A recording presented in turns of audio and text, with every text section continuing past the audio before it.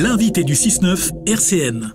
Avec nous dans le 6-9 de Radio Shalom Nitsan en ce mercredi matin, eh bien, le grand rabbin de France, Monsieur Chaim Corsia, bonjour.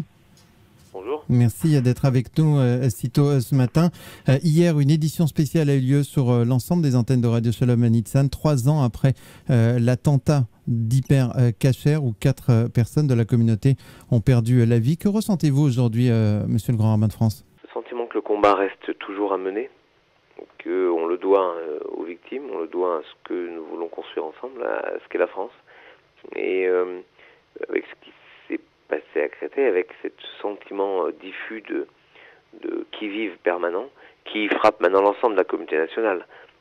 On a, je crois, à prendre en compte la réalité d'une menace et la réalité d'un défi permanent. Le défi permanent, c'est puisque vous faites quelquefois des cours de Torah sur votre antenne, alors commençons tout de suite.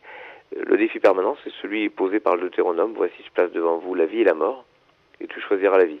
Et choisir la vie, c'est des choses aussi simples que continuer à vivre, continuer à porter le judaïsme, un judaïsme heureux, un judaïsme de la joie, avec des choses étonnantes. Par exemple, lors des cérémonies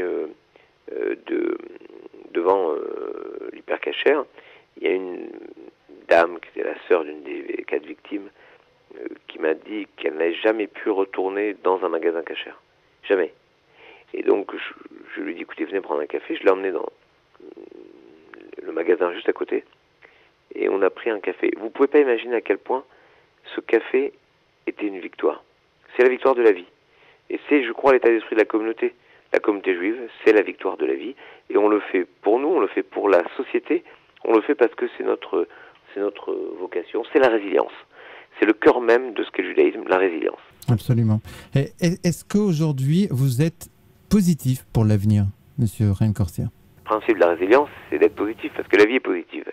Parce que quand on dit le soir de Pessah, « Bechol dor vador omdim alenu lechalotenu » chaque génération se dresse devant nous pour nous exterminer.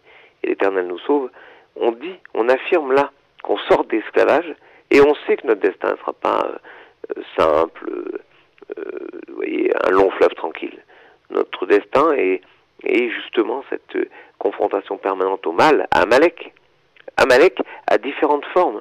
Je pense que un homme, je ne sais pas si on peut encore appeler un homme, qui tire sur un enfant, sur des enfants, sur des personnes uniquement parce qu'elles sont, comme on a pu le voir à Toulouse, un homme qui tire sur des gens et qui les tue simplement parce qu'ils viennent faire des courses parce qu'ils sont juifs, un homme qui tire sur des gens parce qu'ils dessinent, parce qu'ils sont policiers, parce qu'ils s'engagent.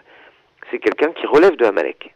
Donc le combat d'Amalek n'est jamais fini. Mais il se construit pas exclusivement contre Amalek, il se construit aussi pour la vie, pour défendre une façon de vivre ensemble, faire des choses. On va profiter de vous avoir encore quelques minutes, sans abuser de votre temps. Le grand rabbin de France, qui est notre invité du 6-9 de Radio Shalom Nitsan en ce mercredi matin. On a parlé, il y a eu beaucoup d'encre qui a coulé sur Jérusalem, capitale de l'État d'Israël et capitale depuis ô combien d'années. Qu'avez-vous à dire aujourd'hui en direct, Chaim Corsia ?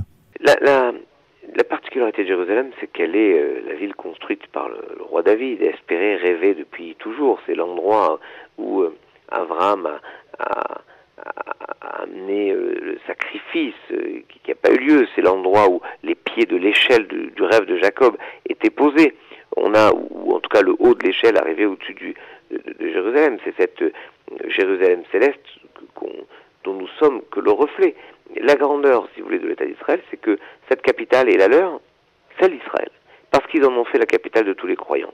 Parce que tous les lieux de culte sont accessibles. Donc, c'est la différence, si vous voulez, avec la vision que certains pourraient en avoir, c'est que c'est pas une capitale pour éloigner les autres, c'est une capitale pour l'ouvrir à tous. Donc, le principe même de ce débat, à savoir est-ce que Jérusalem est ou n'est pas la capitale d'Israël, c'est quelque chose, et si j'osais vous faire un commentaire talmudique, c'est quelque chose de très simple. Le Talmud commence par une célèbre controverse. Si quelqu'un dit la moitié d'un talit est à moi et l'autre dit tout le talit est à moi, eh bien c'est ce qu'on fait. La moitié où on dit c'est à toi, on la prend, elle est à lui, parce que tout le monde reconnaît ça. Et la moitié, on la partage. Autrement dit, tout le monde dit il faut 2 capitales. Eh bien, tout le monde est d'accord qu'il y a déjà la moitié pour Israël. Donc, de manière évidente, Jérusalem est liée non seulement à l'État d'Israël, mais à chaque juif partout dans le monde, parce que toutes nos prières sont tournées vers Jérusalem, et ce depuis toujours. Donc à un moment, il y a juste des choses simples, évidentes à dire.